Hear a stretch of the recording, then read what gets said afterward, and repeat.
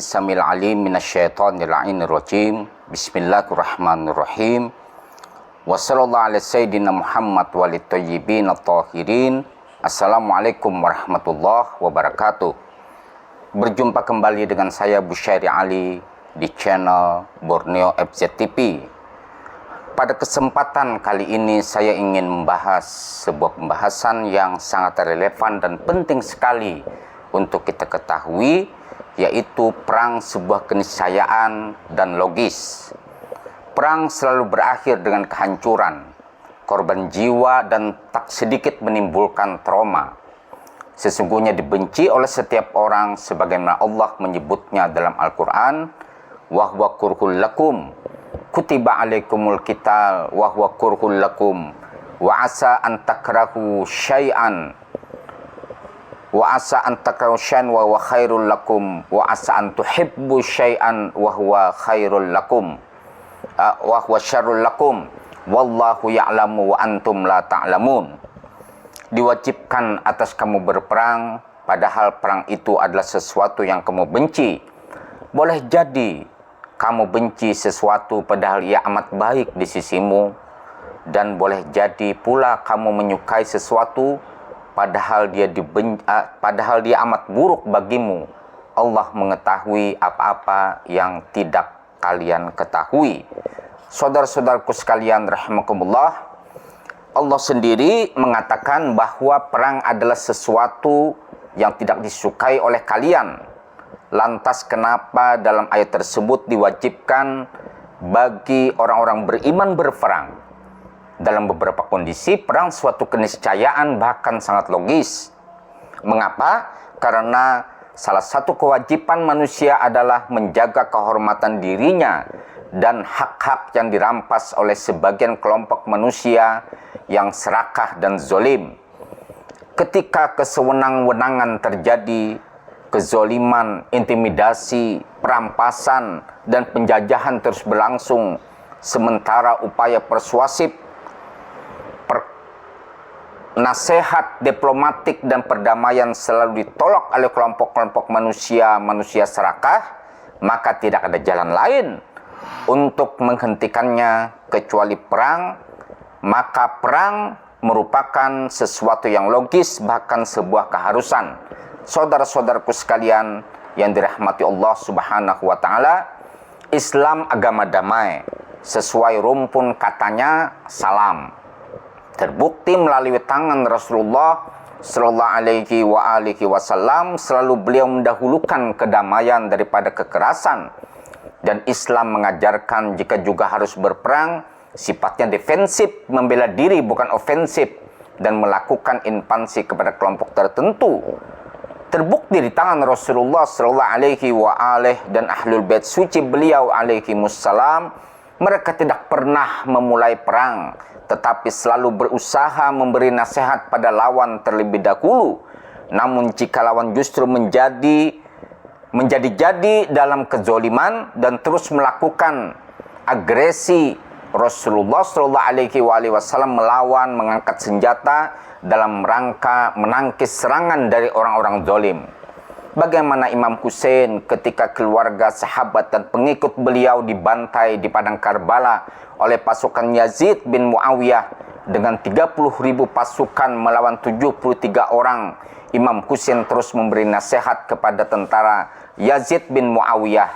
Saudara-saudaraku sekalian rahimakumullah, beliau memberikan nasihat kepada Yazid bin Muawiyah untuk kembali ke jalan yang benar. Tapi semua pasukan Yazid terus menyerang Imam Hussein alaihissalam, kecuali Al-Hur yang terbuka hati nuraninya kemudian bertaubat di hadapan Imam Hussein, dan Imam Hussein mendekapnya sambil berkata, "Tak salah ibu memberi nama Al-Hur, sang merdeka." Lalu di bawah dekapan suci cucu Nabi Sallallahu Alaihi Wasallam tersebut, Al-Hur berbalik di barisan Imam Hussein, kemudian syahid meradang nyawa di hadapan Imam Hussein atas agresi yang dilakukan oleh pasukan Ibnu Ziyad dan Umar Ibnu Sa'ad, kubu dari Bani Umayyah. Jika kelaliman tak bisa dihentikan dengan usaha diplomatik, maka perang adalah keharusan dan logis. sebab berdamai dengan orang-orang zalim dan terus-menerus melakukan kezaliman adalah perbuatan hina dan fasik. Saudara-saudaraku sekalian, rahimakumullah, pada hari ini telah nyata-nyata melakukan penjajahan, bahkan genosida kepada semakin hari terus mencaplok tanah sehingga tanah tersisa hanya 20% atas keseluruhan teritorial sebelumnya akibat perampokan yang dilakukan oleh imigran tersebut ke tanah. Sementara sudah 48 resolusi PBB dikeluarkan atas penjajahan kepada bangsa selalu dikhianati oleh agresor Islam. Maka dalam hal ini upaya perlawanan bersenjata suatu keharusan dan logis. Indonesia konsisten membela dengan tidak membuka hubungan diplomatik dengan hal itu adalah amanat undang-undang. Setelah perang dan kini pun terjadi sebuah peperangan antara hak dan batil, maka oleh karenanya kita bersama-sama harus melihat sebuah realita yang terjadi di tengah-tengah umat manusia pada hari ini, bahwa kita menginginkan bahwa seluruh kejoliman yang terjadi, penindasan antara satu kelompok dan kelompok yang lain, hal itu tidak terjadi lagi di tengah-tengah kita. Saudara-saudaraku sekalian, rahimakumullah, kenapa kita bangsa Indonesia membela orang yang tertindas? Pertama, fitnah manusia itu tak menyukai kezaliman. Fitrah manusia itu tak menyukai kezaliman, kekerasan, perampokan, dan penjajahan. Artinya manusia secara fitrah tak menyukai segala bentuk keburukan. Jika ada sedikit hati nurani kemanusiaan pada diri kita, maka apapun agama, madhab, suku, dan rasnya, maka dia akan mengutuk segala bentuk kezaliman, terkecuali hatinya telah tertutup mati, matanya buta dan telinganya tuli. Yang kedua, sebagai rakyat Indonesia, ada amanah besar dari pendiri bangsa dan amanat konstitusi kita bahwa ikut serta menertibkan keamanan dunia, menolak segala bentuk penjajahan di muka bumi karena tak sesuai dengan pri kemanusiaan dan keadilan. Dan dalam konstitusi kita juga jelas menyatakan, saudara-saudaraku sekalian, rahimakumullah, bahwa kemerdekaan adalah hak segala bangsa. Adanya pernyataan tak perlu ikut-ikutan membela rakyat yang tertindas, kita mengedepankan urusan dalam negeri kita saja. Hal ini sangat lucu dan irasional. Selain telah melanggar konstitusi dan melanggar fitnah kemanusiaan yang saling membutuhkan satu sama yang lain, baik individu maupun kelompok, hubungan bilateral antar bangsa membuktikan suatu bangsa tak mungkin menutup diri dari pergaulan internasional. Artinya, dengan alasan nasionalisme, kemudian eksklusif dari percaturan global. Internasionalisme itu tidak melanggar nasionalisme. Dikatakan bangsa dan negara karena ada kesepakatan dari beberapa entitas yang berada dalam suatu teritorial untuk bersatu dalam sebuah negara dan mentaati konstitusi. Saudara-saudaraku yang dirahmati Allah Subhanahu wa Ta'ala, negara sebagai hukum untuk mengatur kehidupan bermasyarakat pada zaman modern ini, di mana kemajuan teknologi semakin canggih, meniscayakan interaksi antar bangsa dan negara, baik yang dilakukan oleh pemerintah sebagai hubungan bilateral antar negara maupun interaksi individu suatu bangsa dengan individu bangsa lain dalam segala urusan. Memahami nasionalisme dengan menutup diri untuk tidak peduli dengan masalah yang terjadi di dunia secara menyeluruh, itu pemahaman yang gagal paham dan mempersempit pengetahuan bangsa kita dengan dunia luar. Berbicara kemanusiaan, ia merupakan lintas teritorial bangsa dan negara. Al-Quran menyebut, dijadikan kamu bersuku-suku dan berbangsa-bangsa agar kamu bisa saling mengenal. Saudara-saudaraku sekalian yang dirahmati Allah Subhanahu wa Ta'ala, bagaimana caranya menolong saudara-saudara kita yang tertindas atau ada pihak-pihak lain yang menyerang negara lain tanpa suatu alasan yang benar, memporak-porandakan infrastruktur dan membunuh anak-anak.